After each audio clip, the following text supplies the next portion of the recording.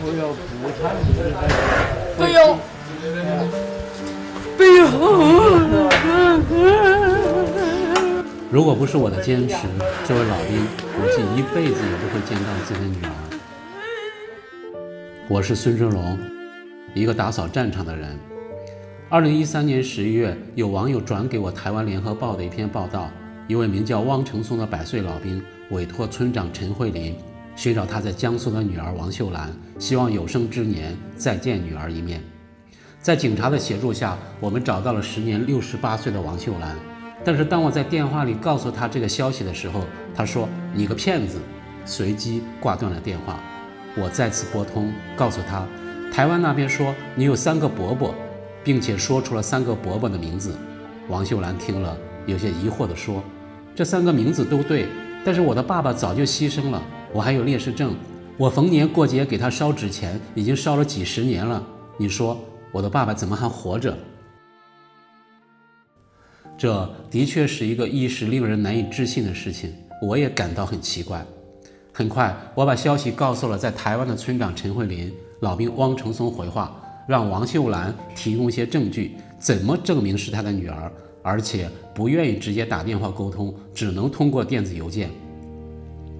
王秀兰唯一能提供的是父亲的小名，但对方回复说他没有这个小名。经过几次邮件，台湾老兵回复，这不是他要找的女儿。我给村长陈慧琳打电话，我说凭我的直觉，他们一定是亲生父女。我给他发了很多我们机构的介绍，希望他相信我们，希望能进一步核实相关情况。但他再次询问老人之后说，要尊重老人的意愿。王秀兰也觉得这不是他的爸爸，他说他的爸爸早就牺牲了，有政府发的烈士证，而且对方叫汪成松，而他的爸爸名叫王成松。这个事情一时陷入了僵局。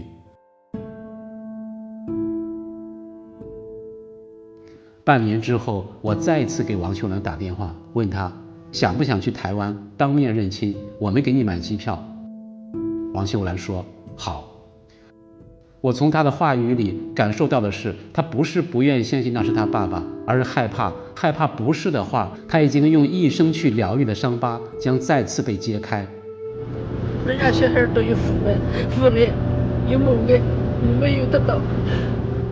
让我意外的一件事情是，当我带着王秀兰抵达台湾宜兰县村公所的办公室时，却不见汪成松来。村长陈慧琳解释说，老人的家就在隔壁，正在锁门，马上就到。但直到半个多小时之后，一位驼着背的老人一手拎着把椅子，一手拿着把钳子出现在我们面前。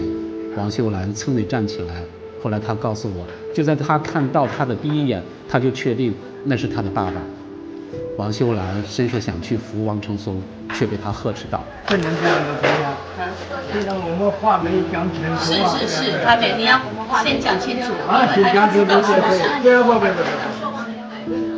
王秀兰涨红了脸，场面陷入尴尬。打了个我那个女子，在看看做了，都是在顶着去。汪成松让王秀兰坐在自己对面，并且警告旁边的人：“你们不要插话，如果插话，小心我不客气了。”能感受到的是，这是一位脾气特别倔强的老人。他为王秀兰的第一句话，一下子让2个人的距离显得比海峡很遥远。我请问你那位女士，你的大爸？他不在了，他叫王成根。第二个，他叫王成英，而他俩不在了，3少2不在了。他叫王成金。啊，他叫王成金。王成金。他又接着问，家里吃的水是从哪里来的？家里种的地在什么地方？并且在地上用手指比划，让王秀兰说出方问，就像审问一个犯人一样。我看我那个比划的大了，我那个比划的大了，老地方都没有了。对于王秀兰来说，有的可以说上来，有的根本不知道。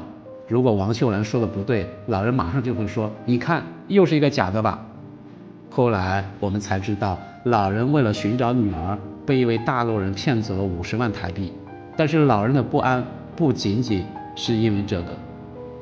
这样紧张的对话持续了1个多小时，王秀兰无奈地拧过头，她有些愤怒，她不理解为什么对方不愿意认她。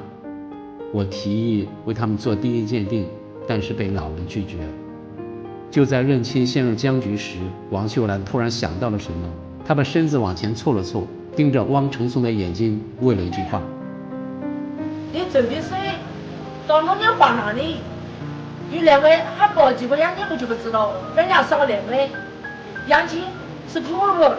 听到王秀兰的问话，汪承松愣了一下，我从他的眼睛里突然看到一丝微妙的变化，表情也不再那么僵硬和严肃。就在这时，老人突然转身对现场的工作人员说：午饭怎么安排？我请你们吃饭。说着就从口袋里掏钱。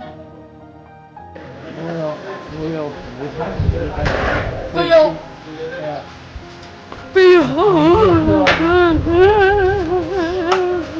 就在这个时候，王秀兰扑向爸爸的怀里。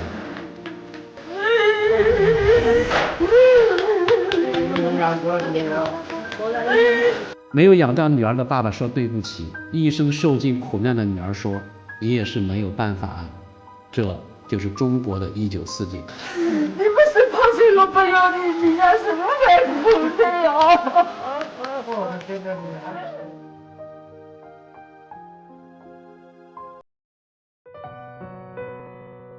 后来王秀兰告诉我，爸爸牺牲后，母亲改嫁，他寄人篱下，日子过得很苦。但是爸爸从战场上给他带回来2块银元，即使在他生活最困难的时候，他都没舍得变卖。基于台湾的法律要求，我们带父女2人去当地的医院做了DNA鉴定，确认系父女关系。不会写字的汪承松也终于知道，他的原名是王承松，3个字错了2个。他不仅找回了女儿，也找回了自己。王承松带着我们去了他的家里，我才知道认亲的时候，这位老人为什么会因为锁门而迟到了半个多小时。用锁子锁上后，他还要用铁丝拧了一道又一道。我不解这位老人为什么这么没有安全感，直到他给我讲了他的故事。1948年，王承松出门买盐，被国民党抓了壮丁。他告诉对方，我家里还有2岁的女儿需要有人照顾。对方不管，在他的再三哀求下，对方允许他把身上仅有的2块银元托一位熟人带回家。后来他所在的部队在上海参加内战时战败，被俘的人全部换上解放军的衣服，继续南下作战，只不过战友成为敌人。1949年，王承松随部队登陆金门，激战了3个昼夜，最后因腿部中弹，再一次成为战俘，加入国民党部队。而大陆以为他牺牲在了金门，评定他为烈士。因为是战俘，王承松在台湾受到了严格的监管和歧视。1955年，王承松在台湾退役，因腿部受伤找不到工作，他只好打零工捡破烂为生。到了1987年，两岸开放老兵返乡，王承松没敢回家，因为对于大陆来说，他也曾是一名战俘，后来还做了叛徒。女儿来了，女儿在这边，这里。爸爸，我想你了。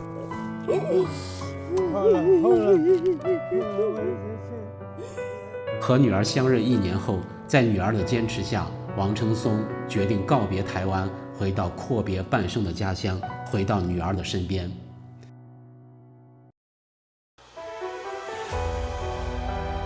回家那天是4月1日，愚人节。他的一生就像一个玩笑。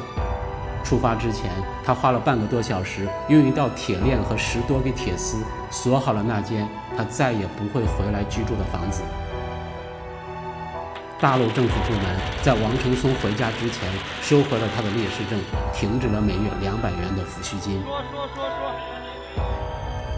回到家后，王承松来到母亲的坟前，女儿指着一片田地告诉他，奶奶的坟已经被推平。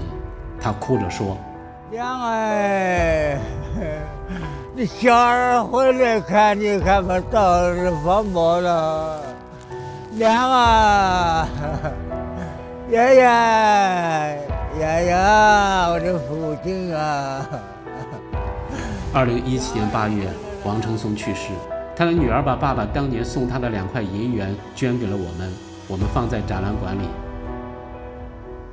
但愿再也没有战争，没有离别。